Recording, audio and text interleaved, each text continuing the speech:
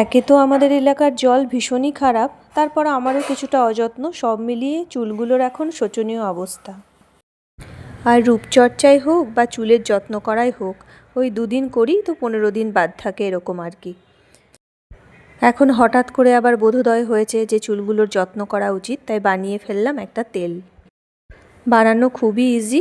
নারকেল তেল লাগবে একটু মেথি দানা, কালো জিরে, কারি পাতা, আমলা আর একটুখানি পেঁয়াজ কুচো। ব্যাস সবগুলোকে দিয়ে নারকেল তেলের সঙ্গে ভালো করে ফুটিয়ে নিতে হবে।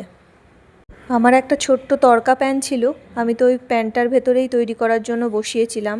এমন ফেনা হয়েছে যে ভয় পেয়ে গেছিলাম, কিন্তু তারপর দেখলাম বেশ খানিকক্ষণ ফোটার পর এই ফেনাটা অনেকটাই কমে এলো।